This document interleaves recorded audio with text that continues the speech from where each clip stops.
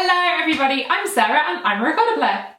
Lovely team recorder people, welcome back to my channel. Today I am doing my summer favourites and I realised that I actually forgot to do my spring favourites, so sorry about that. So in this video I'm going to be going over the different instruments, music, books and other recorder related things that I have been enjoying these past months and that I think you might enjoy too. Okay, let's get into the favourites. First of all, you've seen me waving this recorder around for the start of the video. This is my newest instrument and it's a Mollenhauer boxwood soprano. I actually won this earlier this year at the Nordhorn recorder competition in Germany and it is just a beautiful recorder.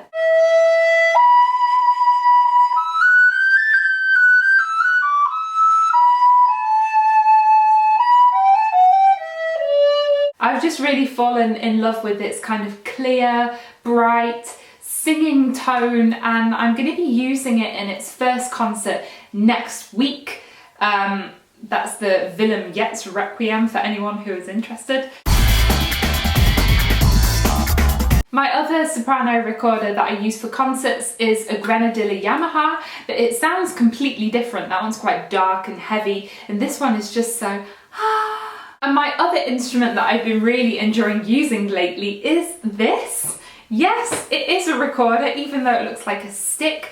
It is my Rafi tenor made by Li Virghi. Just before the summer break, I had a couple of concerts where I used this. This design of recorder is really special because, yeah, it's completely stick-like, as you can see. You blow here in the top, and the labium actually faces me and it just has a really special sound.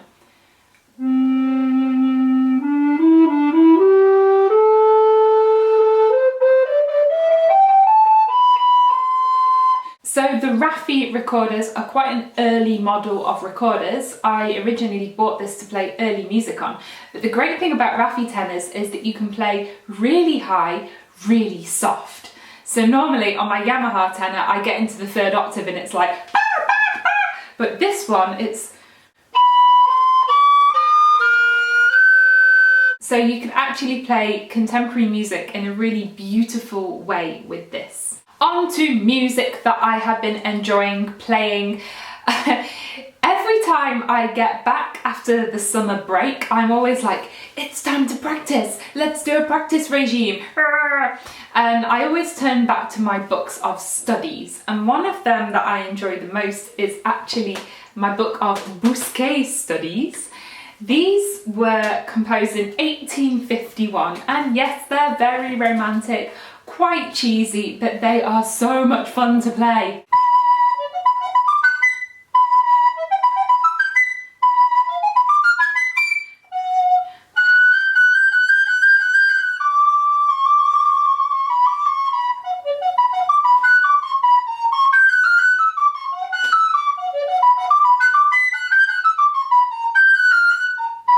As you can see, they're pretty challenging, very notey, but they're really, really good for you and it's nice to have something a bit different from the recorder. I think it's really good to practice in as many different styles as you can, and there isn't a huge amount of repertoire for the recorder from the 19th century, though it does exist, and other things too, but that's for another video. The other book on my favourites list this video is La Fontegara by Sylvestro Ganassi. This absolutely essential book from 1535. If you want to get into Renaissance diminutions, this is your guide. Now, I've gone into this book a lot in my video, How to Write Renaissance Diminutions, but I thought I'd just mention it again here.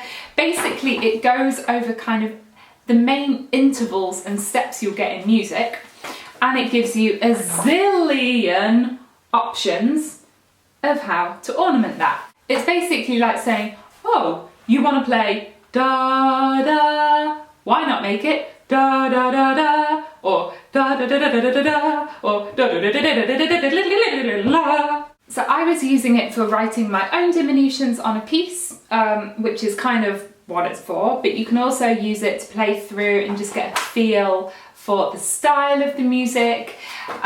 Yes, I'll be honest, it's the summer and I've just had a proper month's holiday where I have done absolutely nothing, which was brilliant.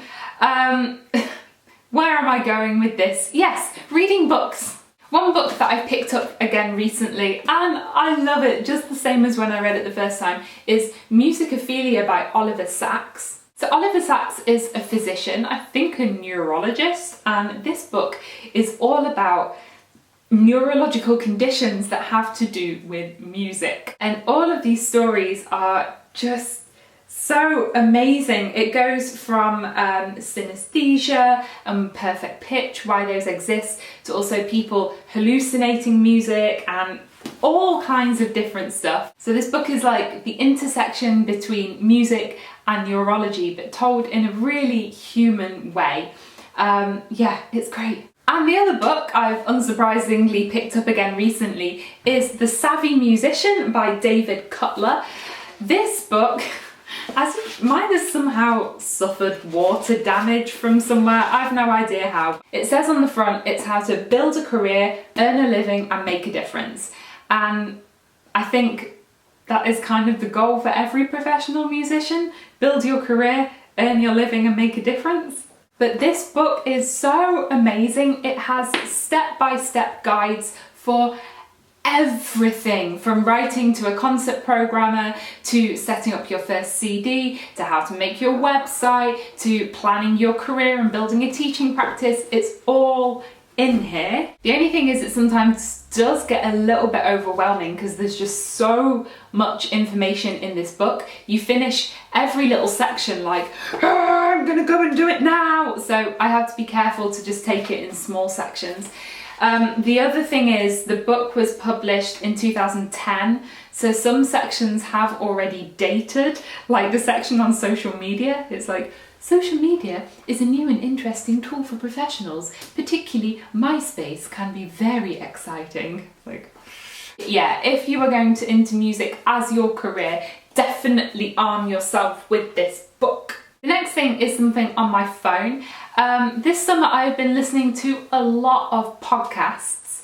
I just discovered the existence of podcasts and I love them. In particular, the Rookie podcasts. There's the little logo there. Rookie is an online magazine actually aimed at teenage girls, but it is so good. It is just such a good magazine, great articles, really good topics. It's really, I wish it had been around when I was a teenager. Although I feel like I'm a bit too old for the magazine now, the podcast is incredible and it's really for people of any age. Every week they interview different women who are just so inspiring. And they kind of talk about how they did their career or how they got to where they are in life. What I really love about it is that they don't only focus on super famous people, they also have great interviews with illustrators or producers or lawyers, and I finish every podcast like, I want to go out into the world and do really good things. So if you want a good dose of in your life, then the Rookie podcast is really good. And the last thing in my favourites, well, I'll be honest, I bought this and I was really excited about it. I'd heard about it for a long time and I thought, if I love this, I'll definitely put it in my favourites. And I'm going to give an honest review because I kind of love it 85%. This stuff is called Lipcote. And it's basically a substance that you put on over the top of lipstick and it's meant to stop your lipstick coming off. I am wearing regular creamy lipstick. As we saw in my video, what lipstick should I wear with the recorder? This normally spells disaster, but actually, yeah, it worked pretty well. And I've just been playing my recorders. I don't see any lipstick on them. The bad thing is that this, it smells poisonous. This is definitely some strong chemical that you do not want on your lips on a regular basis. And I also needed 2 hefty coats to make sure it didn't transfer onto my recorders. So I'm going to keep this in my backup makeup bag whenever I maybe have a concert where I really need, where I really want to wear a specific shade of lipstick. This will work, but I would not wear this day to day because I think you'd probably get some kind of poisoning. So that was it from me and my summer favourites. Tell me in the comments what you have been enjoying. As always, you can subscribe to my channel by clicking on my face down here in the corner. And I'm going to leave a link to my video on lipsticks because why not? That was a really fun video to make. Thanks for watching everybody, and I will see you next week. Bye!